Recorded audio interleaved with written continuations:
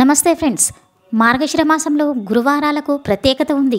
మార్గశిర గురువారాలు లక్ష్మీదేవికి అత్యంత ప్రీతికరమైనటువంటి వారాలుగా మన పురాణాలు తెలిపాయి. విశేషించి ఏ స్త్రీ అయినా మార్గశిర లక్ష్మీ వారాలు అనగా గురువారాలు ఇంటిని శుభ్రంగా ఉంచి దీపాలను వెలిగించి లక్ష్మీదేవిని పూజించడంతో వారికి జీవితంలో అలక్ష్మి ఉండదని, లక్ష్మి కటాక్షం కలుగుతుందని పెద్దవాళ్ళు చెప్పేవాళ్ళు. లక్ష్మీ కటాక్షం అనగా ఆరోగ్యము, కుటుంబంలో సఖ్యము, సౌభాగ్య ప్రాప్తి, సుఖము, ఆనందము, ధనము అని అర్థము. ఇక కథ చెప్పుకుందామా ఫ్రెండ్స్. పూర్వకాలంలో ఒక పల్లెటూరులో కన్న తల్లి లేని ఒక అమ్మాయి తన సవతి తల్లితో అనేక ఇబ్బందులు పడుతూ ఉండేది. ఈ బాధలు చూసిన ఇరుగు పొరుగు వాళ్ళు జాలి పడేవారు. ఒకనాడు ఆ గ్రామ దేవాలయ పూజారి ఈ అమ్మాయిని పిలిచి, ఓ అమ్మాయి, నీవు లక్ష్మీ పూజ చేయుట ప్రారంభించుము.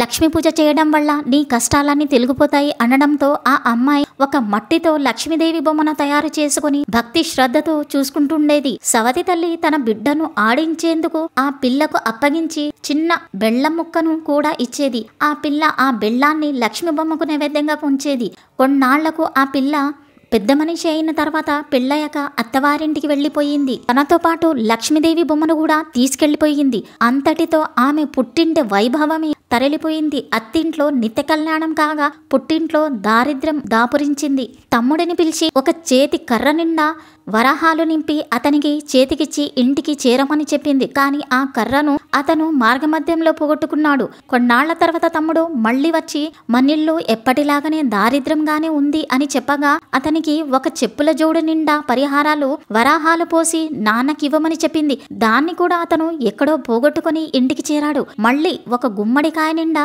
రత్నాలు పోసి తమ్ముడికిచ్చి అమ్మకివ్వమని చెప్పింది. అది కూడా పోగొట్టుకుని తమ్ముడు తన దురదృష్టాన్ని తిట్టుకుంటూ ఇంటికి చేరాడు. కొన్నాళ్ల తర్వాత భర్త అనుమతిపై పుట్టింటికి వెళ్ళింది ఆ అమ్మాయి. తన సవతి తల్లితో, అమ్మ, ఈరోజు లక్ష్మీవారం కదా, లక్ష్మీ వ్రతము నోచుకుందామా, నువ్వేమి తినకుండా ఉండు అని చెప్పింది. తల్లి సరేనని చెప్పి చంటి పిల్లలకు చెద్దన్నాలు పెడుతూ తాను కూడా ఒక ముద్ద తిన్నది. తన కూతురికి ఆ విషయం తెలియడంతో సరేలే వచ్చే వారం నోచుకుందాము, ఈ రోజైనా జాగ్రత్తగా ఉండు అని చెప్పింది.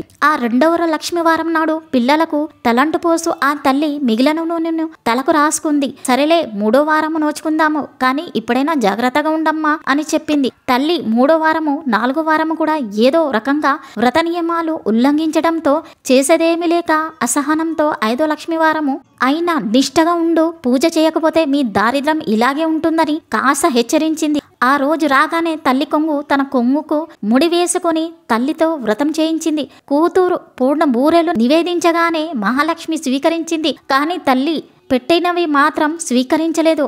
ఎందుకు స్వీకరించలేదని ఆ అమ్మాయి అడగగా, నీ చిన్నతనంలో నువ్వు నా బొమ్మతో ఆడుకుంటుంటే నీ సవతి తల్లి నిన్ను చీపురుతో కొట్టింది. ఆడపిల్లలు సిరికి ప్రతిరూపాలు, అందువల్ల మీ అమ్మ నైవేద్యం తీసుకోలేదని అమ్మవారు స్వయాన లక్ష్మీ అమ్మవారు చెప్పగా ఆ అమ్మాయి తన తల్లితో అమ్మవారికి క్షమాపణ చెప్పించగా అప్పుడు అమ్మవారు నైవేద్యం అంగీకరించి ఆ ఇంట్లో సుఖ సంతోషాలతో వర్ధిల్లాలని ఆశీర్వాదాలు కురిపించారు.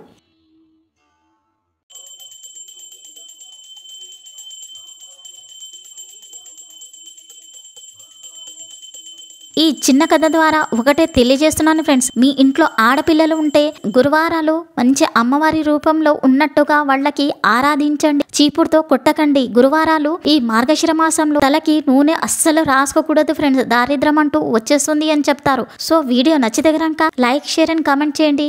మరింత నచ్చితే గనక సబ్స్క్రైబ్ చేయడం మర్చిపోకండి. Thanks for watching. బాయ్.